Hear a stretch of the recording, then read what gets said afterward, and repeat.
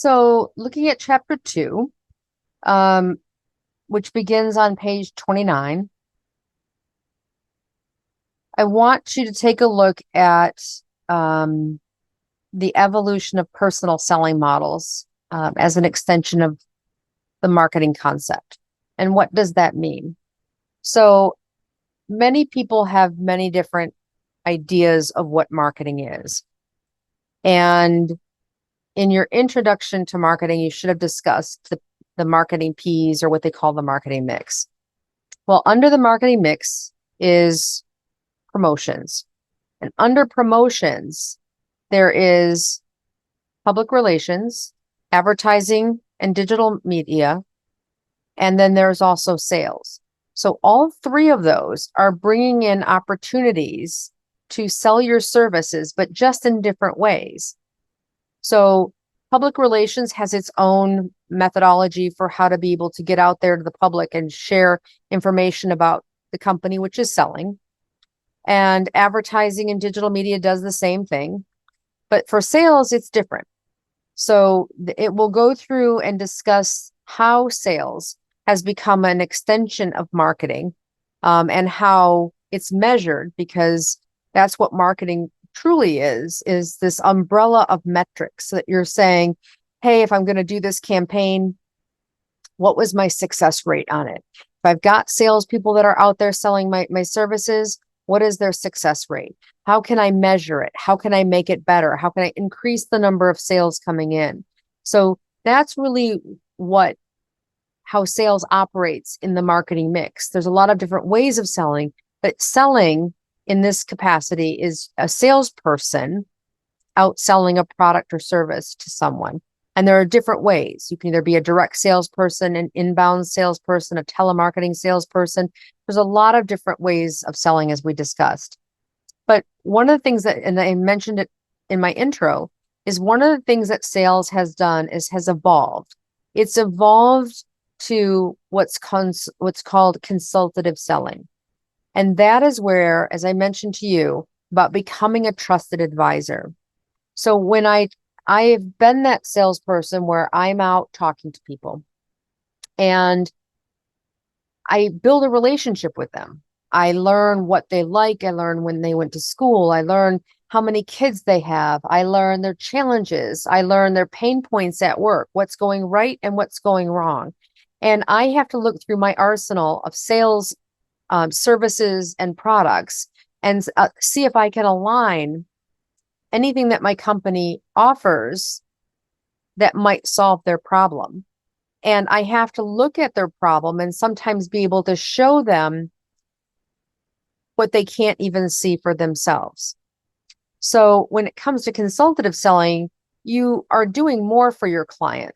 And let me give you an example.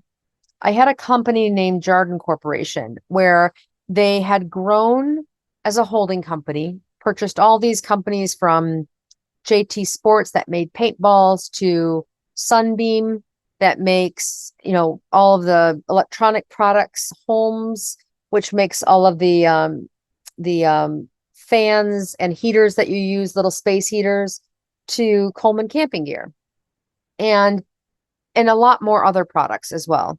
They even make these zinc inserts that go inside the penny, because our pennies are no longer 100% copper. It's zinc with a copper coating. So they've acquired all these, and all of a sudden they realize, wow, we are $1 billion company and we need to have our purchasing department start to get volume discounts for our buying of all these different things that we buy. So I couldn't wrap my head around how confusing their company was. So I did a color-coded org chart of each one of the divisions and all of their locations and where they were at and which ones had, different needs and whatever. And I was talking to my purchasing client at their corporate office, and I said, I just can't keep your company straight. So I created this org chart, and he looked at me and he said, do you mind if I have a copy of that? I've never seen anybody put our company on paper as well as what you've designed it.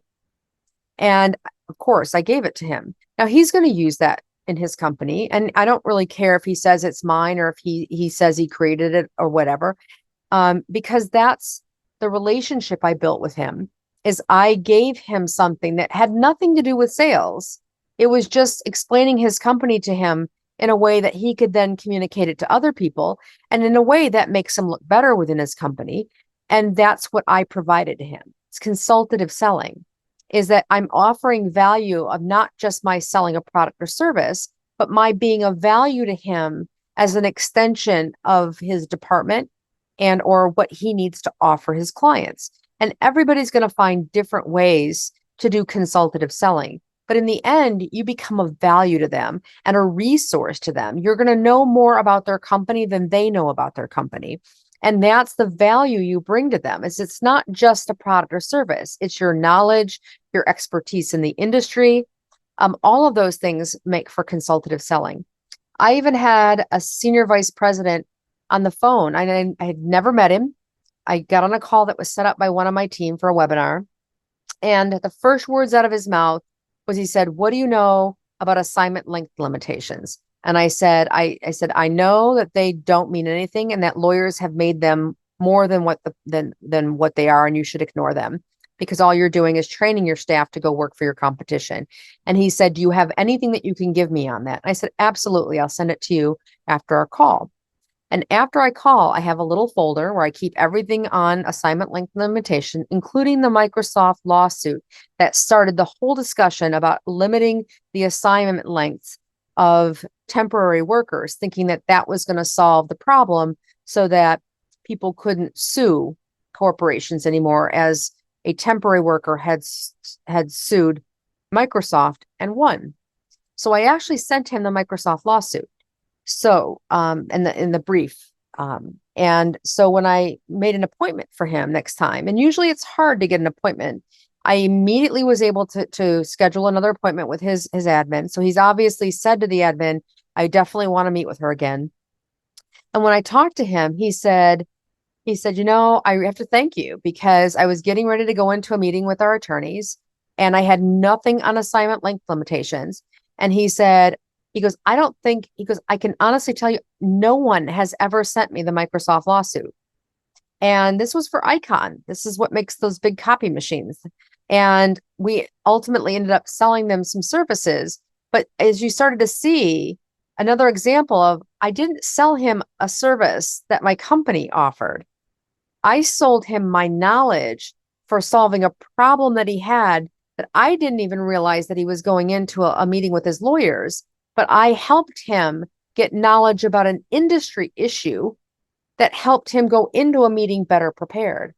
So that is consultative selling, where you become a knowledge source of their competition, of the industry, of the global market, what's going on, so that you are informing them, and you become this sort of knowledge repository that if they have any problem, they pick up the phone and they call you, because they know out of anybody, you're probably going to have the answer, and or you will go find the answer for them. That is at the heart of consultative selling. It is becoming a trusted advisor, that they know that you have their back and that they can use you for information. And you have to, obviously continue to sell so that you are getting the value of sales out of it. You just don't want to be that person's, source. So that's the difference between what has happened as we've moved into this new era, where people do expect you to be very knowledgeable about things. And there's ways to be able to track that kind of information. There's also strategic selling. And there are 4 broad strategic areas in strategic and consultative selling. So you should look at that model. And then also the evolution of partnering and the nature of strategic account management. And what that is also is that once you sell a big corporation, you are always selling into that large corporation, because they're always going to have needs. So I worked in the workforce management industry. That's the staffing industry. So I worked for large companies like Kelly Services. So when we had large clients like General Motors, we were always selling them people. We were always trying to find them help workers. And there are some times, like at Kelly, they had clients from the minute they opened up in the 1960s. Chrysler, which is now Stellantis, still is a customer of Kelly Services 60 years on. So that is a long-term relationship where you will continue to sell into them. They might expand, they might grow, they might move into another country, they might open up another plant, they might need more people. So those are where you're into account management, where now they're an account, they've bought your service, but as they continue to grow, you are continuing to try to upsell them on new opportunities. Or if your company decides to create a new service or product, then you're going back into your account and you're selling them the new products and services. So there's this account management that you're doing. So yes, you sold them to get them to be a customer, but then there's a whole methodology behind keeping them as a customer and continuing to upsell them and making sure that you're furthering that relationship and growing the business, as they say. So you'll read about that as well. And then there is the value added selling strategies to enhance personal selling. And again, those are different value adds. It's looking at always being ahead of your customer, looking at their pain points, looking at their competition and saying, well, here's a value that we have that, that can make your life easier. So for example, CRMs, databases, that's how they became necessary in every company, because companies realized that their salespeople weren't always good at tracking their data. They were not always proactive. I mean, think if you're calling 50 to 100 people a week, it's hard to keep track of them. So these CRM databases like Salesforce.com went into companies and said, listen, you got a problem. You can't track your activities of your salespeople. And how are you going to transition that into forecasting? You can't. So we happen to have this service, this app service where you can have your employees put all this information and you can run reports on it. That is offering a value to a company that your service provides, and you're going to work it that way. So as you go through chapter 2, just look at this evolution of partnering and looking at this highest level of strategic partnering, which is really to try to become an extension of what your client needs, so that they're always continuing to buy from you personally because they like you. And because you're working for a company, they'll buy from that company.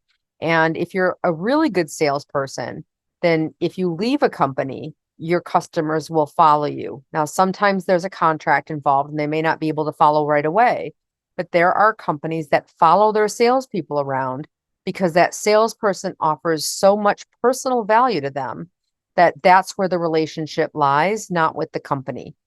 So there's 2 ways to be able to really build yourself as a knowledge resource, a trusted advisor, and a partner to them. And then also what your company can provide to them as well.